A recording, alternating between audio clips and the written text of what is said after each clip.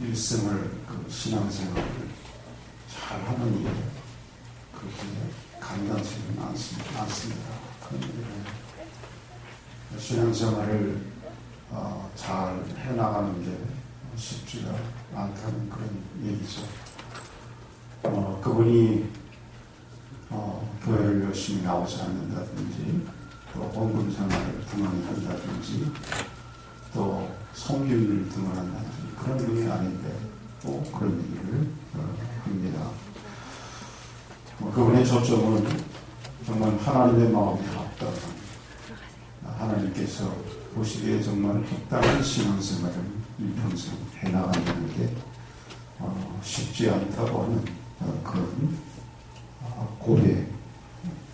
고백이겠죠.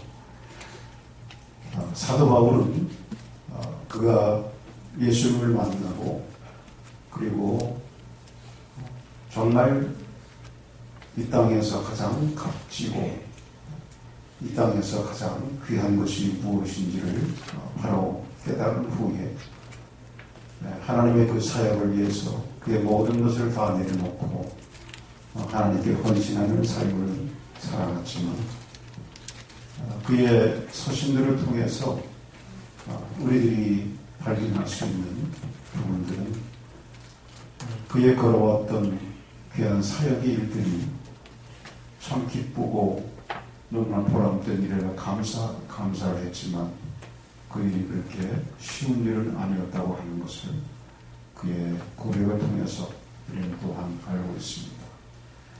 그랬기 때문에 그의 서신은 계속해서 그런 부분들을 초대교회에 신앙생활했던 사람들이 결코 쉽지 않은 간단치 않은 신앙생활을 역시 그들도 하고 있음을 익히 알기 때문에 그런 면에서 많이 언급을 하고 있는 것을 보는 것입니다.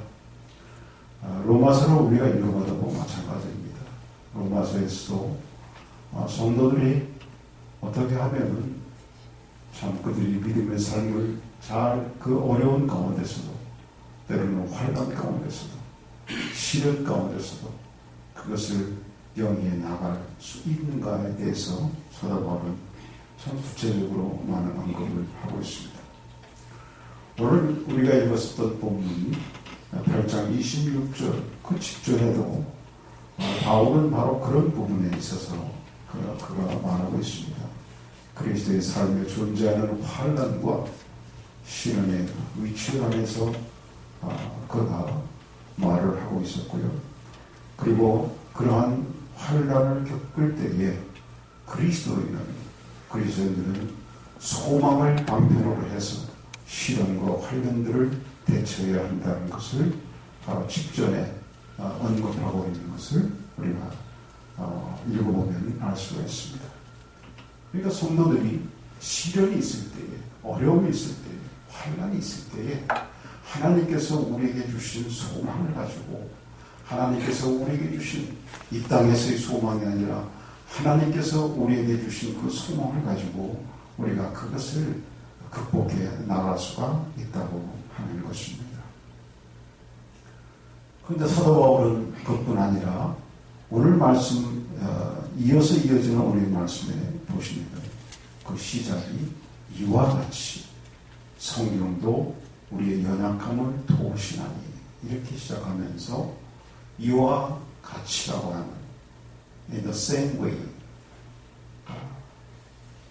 바로 성도들이 당하는 그런 어려움과 시련들 그런 환난들에 대해서 어떻게 하면 우리가 더 그것을 잘 극복해 나갈 수 있느냐 하면서 바로 여기에 말씀하는 것이 성령님의 인도하심, 성령님의 도우심에 대해서 오늘 이 본문 가운데 말씀하고 있는 것입니다.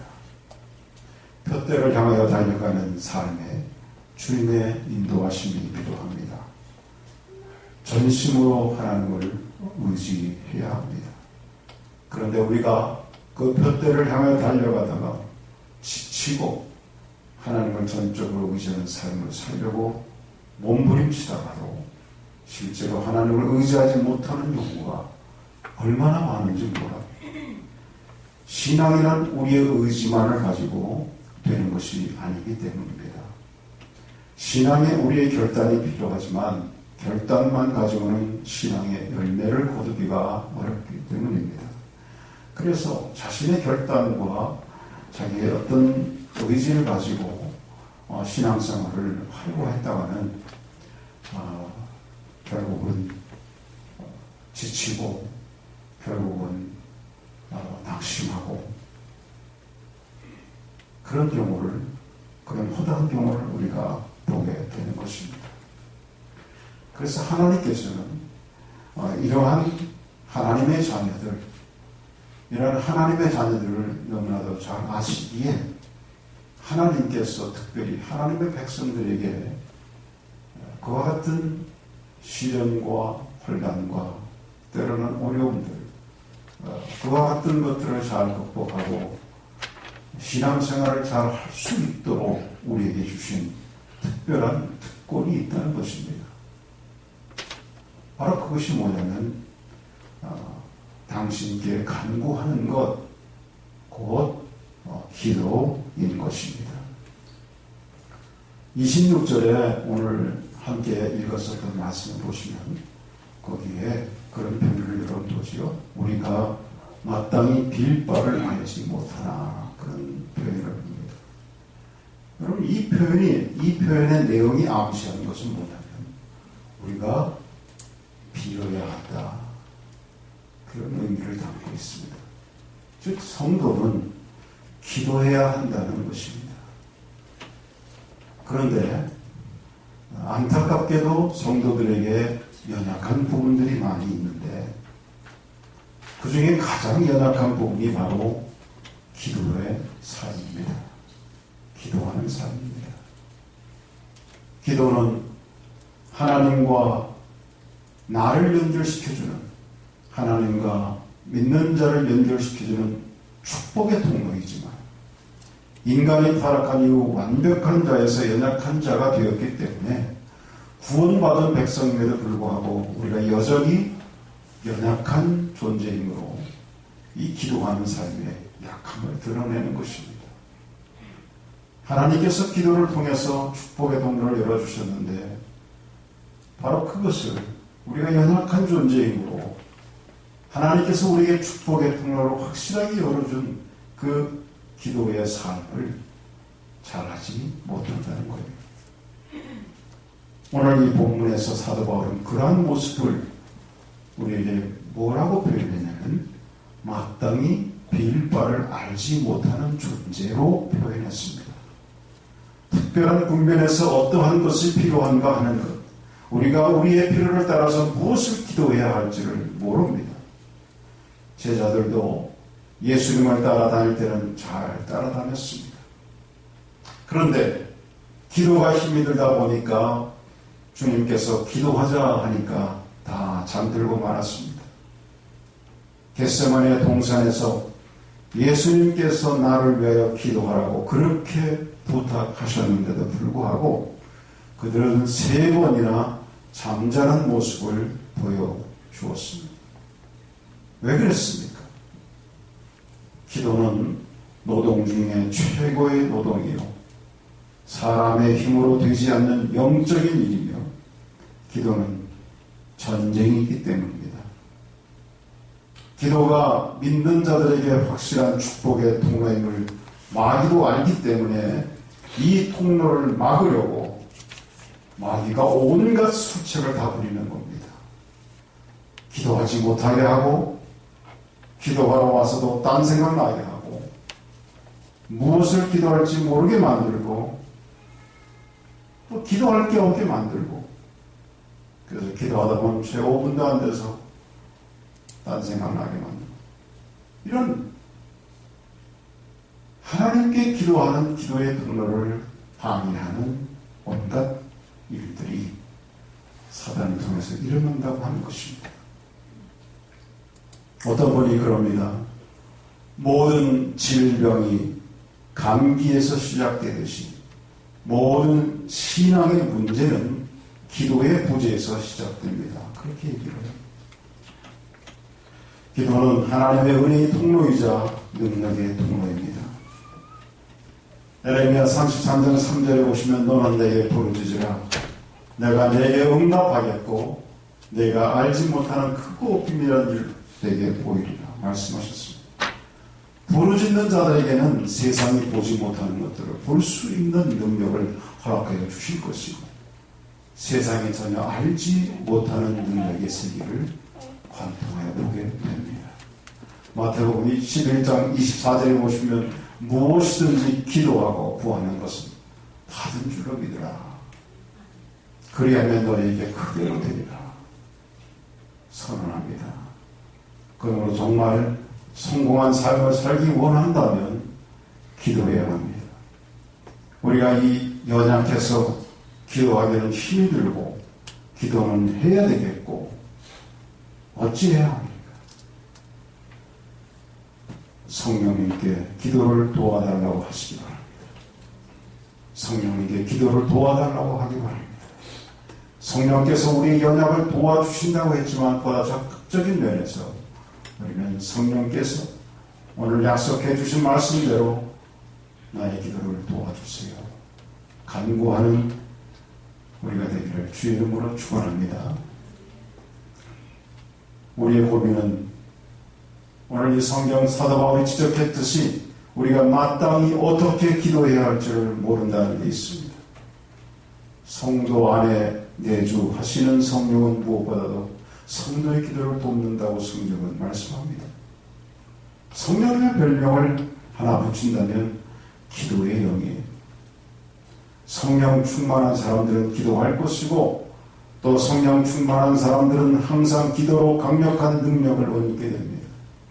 성령께서는 우리의 기도의 내용까지도 결정해 주십니다.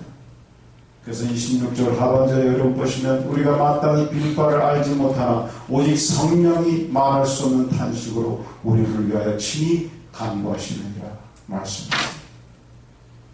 기도는 하기는 하는데 빌 바를 모른다고 말합니다. 그런데 성령께서는 기도의 내용을 조목조목 보이시고 마땅히 구해야 할 바를 구할 수 있도록 길을 인도해 주십니다. 우리가 모르고 구하는 경우가 많이 있습니다.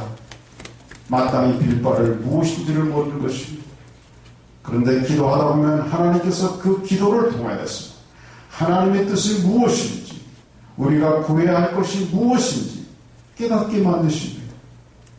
왕왕 기도가 깊어지면 깊어질수록 처음에 내가 뜻했던 기도는 나오지 않고 엉뚱한 기도가 흘러나오는 것을 깨닫게 됩니다. 그리고 그것이 내 뜻이 아니요 하나님의 뜻인 것을 깨닫고 그대로 순종하는 길로 나아가게 됩니다. 성도 안에 내주하시는 성령께서는 우리의 모든 길을 인도해 주십니다. 우리의 기도를 인도해 주시고 결국은 하나님이 원하시는 길로 우리를 이끌어 주십니다. 성도는 하나님께서 우리의 길을 인도해 주신다는 확신을 붙들고 결코 흔들림 없이 걸어가는 존재입니다. 본문 28절에 우리가 알거니와 하나님을 사랑하는 자, 곧 그 뜻대로 부르심을 입은 자들에게는 모든 것이 합력하여 선을 이루느니라. 바로 이렇게 오늘 이 성령께서 우리의 연약한 우리의 기도를 도와 신이 간구하신다 하면서 이어서 우리가 알거니와 하나님을 사랑하는 자 곧 그 뜻대로 부르심을 입은 자들에게는 모든 것이 합력하여 선을 이룬다고 선언하고 있어요. 여러분 고린도후서 12장에 사도 바울의 고백이 있어요. 여러 계시를 받은 것이 지극히 크므로 너무 자고하지 않게 하시려고 내 육체의 가시 곧 사단의 사자를 주셨습니다. 이는 나를 쳐서 너무 자고하지 않게 하려 하십니다. 이런 고백을 했거든요. 이것은 이 로마서 8장에서 우리가 속보하고 있는 이 말씀에 대한 어쩌면 완전한 주석과도 같은 그의 고백이에요. 왜냐하면 사도 바울은 바로 이 고린도후서 12장에서 한 그의 고백이 그가 육체의 가시, 그가 있었던 그의 육체에 있었던 질병, 그것이 어떤 것인지 성경은 정확하게 말하고 있지는 않습니다만 사도 바울은 그것 때문에 굉장히 힘들어했던 것 같아요. 그래서 그것을 위해서 그가 간절히 기도했어요. 왜냐하면 이것이 일반 사람의 생각의 차원에서 너무나도 자연스러울 수밖에 없는 행동이었던 것이 그가 생각할 때에 이 자기에게 있는 질병으로 인해서 일을 방해할 것이고 또 자기의 능력에 어떤 제한을 주는 것이라 생각을 했습니다. 그래서 당연히 하나님의 일을 하는 데에 있어서 이것으로 인해서 제한된 일들이 있기 때문에 하나님이 그것을 제거해 주실 거라 믿고 그래서 기도했다고 하는 것입니다. 한 번, 두 번, 세 번이나 기도했어요. 그러나 결과는 같았습니다. 하나님께서 그 질병을 고쳐주시지 않았습니다. 그리고 사도 바울은 영의 소리를 듣습니다. 더 이상 그런 기도를 하지 말라는 말씀을 듣게 되는 겁니다. 여전히 육체 가운데 가시가 남아 있습니다. 그래서 그는 영적인 방식으로 그것을 돌아보기 시작합니다. 하나님께서 자기의 약함을 통해서 할 수 있는 일이 자기의 강함을 통해서 할 수 있는 것보다 더 많게 하실 수 있다는 것을 사도 바울이 깨달았습니다. 성령께서 필요한 것만 구하게 만드시고 우리의 걸어가는 발걸음도 하나님이 가장 기뻐하실 만한 길로 이끌어 주십니다. 우리 앞에 있는 모든 어려움과 환난들 그 모든 것들이 다 지나고 보니까 합력하여 선을 이루는 요소가 됩니다. 요한복음 8장 28절의 말씀을 믿는 성도들은 결코 두려움이나 걱정에 빠질 수가 없습니다. 성령이 내주하시는 성도는 결코 초조해하지 않습니다. 왜냐하면 하나님께서 그 일들을 통해서 그 일들이 때로는 우리가 그 과정을 이해하지 못하고 우리 인간의 이성으로 판단되어지지 않는 것이 있다 해도 하나님이 그 일을 통해서 하나님의 백성들에게 이루시는 합력하여 손을 이루신 역사가 분명히 있기 때문입니다. 합력하여 선을 이룬다는 확신을 갖고 살아가는 사람들에게 나타나는 특징이 있습니다. 그 첫 번째 특징은 승리에 대한 확신이에요. 오늘 이어지는 31절에 보시면 거기에 그런 말씀이 있습니다. 그런즉 이 일에 대하여 우리가 무슨 말을 하리요? 만일 하나님이 우리를 위하시면 누가 우리를 대적하리요? 그랬습니다. 성령의 내주하심을 믿고 도우심을 믿는 자들은 세상 앞에 담대합니다. 세상이 전부 자기를 대적한다 할지라도 그것에 굴복하지 않고 항상 담대함을 가지고 살아갑니다. 그래서 시편 기자도 3장 6절 같은데 보면은 천만인이 나를 둘러치려 하여도 나는 두려워하지 아니하네. 그런 고백을 하게 되는 것입니다. 사랑하는 여러분, 저와 여러분에게 이와 같은 고백이 있기를 간절히 축원합니다. 우리에게 있는 그 어떠한 시련과 어려움과 지금의 어떤 고비들이 결국 합력하여 선을 이루게 하시는 하나님의 역사가 하나님을 믿고 하나님을 따르고 전적으로 하나님을 신뢰하는 하나님 백성들이 있다고 하는 사실을 사도 바울처럼 오늘 또 사도 바울이 고백한 것처럼 합력하여 선을 이루는 이 귀한 신앙의 고백을 하는 백성들에게 똑같이 있는 것처럼 저와 여러분이 있을 줄 믿습니다. 두 번째 합력하여 선을 이루는 자에게 있는 특징이 뭐냐면 성령의 사람이 지닌 이 두 번째 특징은 은사에 대한 확신이 있습니다. 32절 이어지는 32절 보시면 자기 아들을 아끼지 아니하시고 우리 모든 사람을 위하여 내어주시니가 어찌 그 아들과 함께 모든 것을 은사로 주지 아니하겠냐 그렇게 말했습니다. 귀한 아들까지 주셨는데 무엇을 더 안 주겠냐는 거예요. 성경은 그래서 우리에게 이렇게 약속합니다.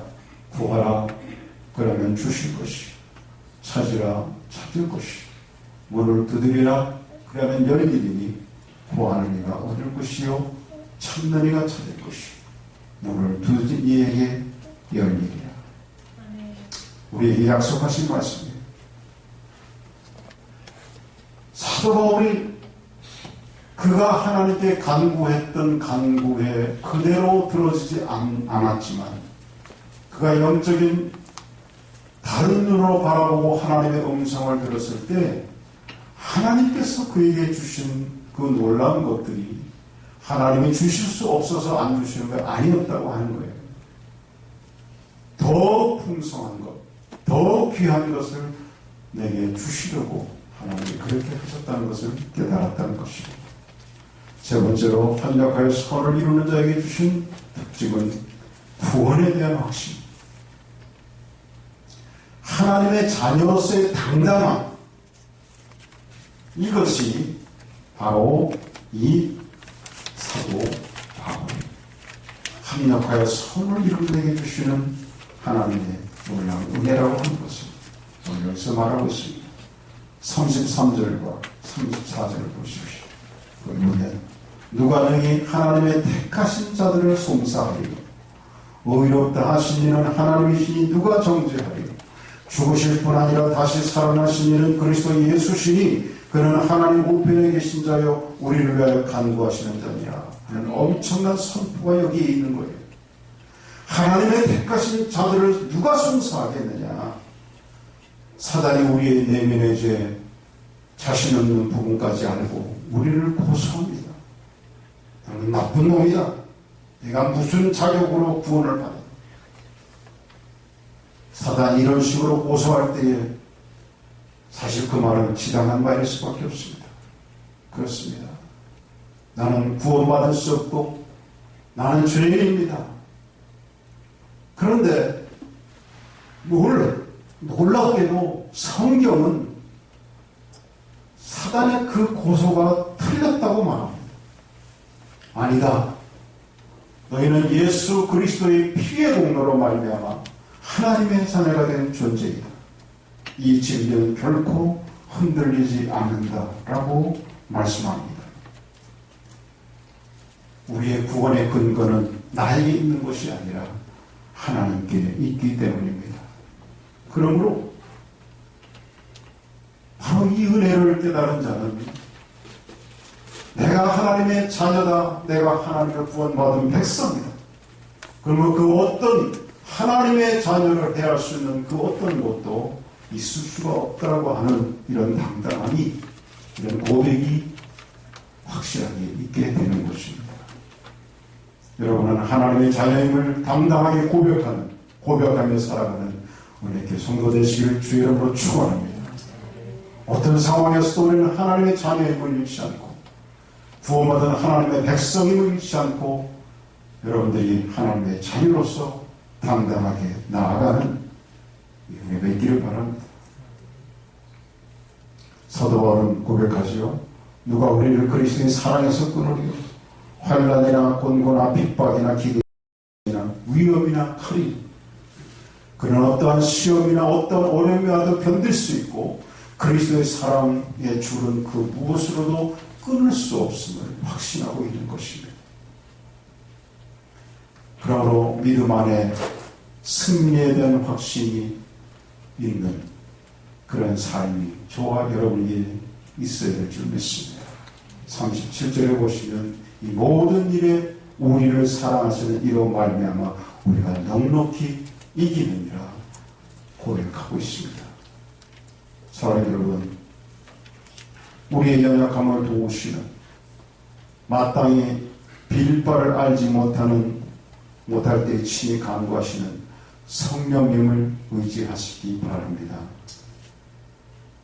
사도 바울은 성령의 인격적인 인도를 받으면서 그가 선교 사역을 수행했습니다. 사도행전 13장 4절에 보시면 바울과 바나바는 성령의 보내심을 받아 배를 타고 구부로로 갔다 그랬습니다. 사도 바울이 주님을 만나고 그 후에 모든 삶은 뭐냐면 늘 성령의 인도하심을 받았다는 것. 성령의 인도하심을 받아서 그가 그의 모든 사역을 감당했고 그 삶을 살았다고 하는 것입니다. 성령님은 우리의 연약함을 도우십니다. 우리 가운데 지혜롭게 기도할 사람은 아무도 없어요. 우리는 우리의 욕심에 쌓여있고 우리는 언제까지나 사실은 우리의 어떤 정욕과 우리의 욕망 때문에 우리가 구할 수밖에 없는 그런 존재들입니다. 그것이 우리의 모습이에요. 아니, 그것이 모든 이 땅에 생명이 있는 사람들의 모습입니다. 그때마다 성령께서 우리의 연약함을 아시고 도와주시는 것입니다. 성령께서 말할 수 없는 탄식으로 그래서 친히 간구하시는 것입니다. 기도할 때 성령님이 역사하시고 기도할 때 성령님이 기뻐하시는 것을 알면서도 우리는 기도하지 못했습니다. 기도하기는 하였지만 하나님의 뜻대로 기도하지 못했습니다. 기도하기는 하였지만 제대로 하지 못했습니다. 그렇지만 성령님은 말할 수 없는 탄식으로 우리를 위하여 중보기도 하십니다. 마땅히 빌 바를 알지 못하나 성령님은 말할 수 없는 탄식으로 우리들의 필요한 것을 위하여 기도하고 계시는 것입니다. 성령님은 하나님의 뜻대로 구하십니다. 오늘 말씀을 정리하고 마칩니다. 우리를 도우시는 성령님, 그분이 우리와 함께하기를 간절히 간구하는 저와 여러분 되기를 바랍니다. 우리가 기도할 수 있도록 성령께서 나를 도와주시기를 정말 간절히 구하는 우리가 되기를 바랍니다. 내가 기도할 때에 나의 산만한 생각들, 내가 기도할 때에 온전히 하나님의 뜻대로 구하지 못하는 것, 내가 기도할 때에 더 기도해야 할 그 무엇을 생각나지 않게 하는 그런 상황에서 성령께서 친히 간구하심으로 내가 정말 하나님이 원하시는 대로, 하나님이 기뻐하시는 대로, 하나님의 뜻대로 기도하는 우리가 될 수 있기를 위해서 간구하는 저와 여러분 되기를 간절히 바랍니다. 그러기 위해서 우리는 성령님의 지배하심을 받는 삶을 살아야 되겠습니다. 여러분, 성령의 지배하심이 뭡니까? 에베소서 5장 18절에 보시면 술 취하지 말라, 이는 방탕한 것이니 오직 성령의 충만을 받으라 말씀했습니다. 여기서 말하는 성령의 충만을 받으는 것이 바로 성령의 지배를 말하는 것.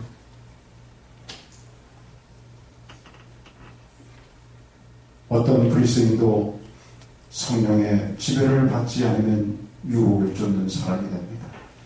옛사람으로 돌아가고 맙니다. 크리스찬은 언덕에 놓인 수레와 같습니다. 수레를 지탱하는 돌을 치우면 밑으로 곤두박질 치는 것입니다. 우리도 성령님의 지배를 받지 않으면 곤두박질합니다. 성령 충만하시기를 축원합니다. 사도행전을 보면 성령의 충만을 받고 성령이 말하심을 따라 다른 방언으로 말을 하기 시작했다고 합니다. 성령 충만의 특징은 성령의 말을 한다는 것입니다. 내 말을 하는 것이 아니라 성령님의 말을 하게 됩니다. 성령을 받으면 인간의 능력이 아니라 성령의 능력이 옷 입혀집니다. 성령의 능력은 전도의 능력입니다. 영혼 구원의 능력입니다. 사랑하는 능력입니다. 성령 충만하면 성령의 언어, 사고방식, 능력이 나타납니다. 성령 충만하면 인간적인 모든 생각에서부터 자유하게 됩니다. 기도하겠습니다. 우리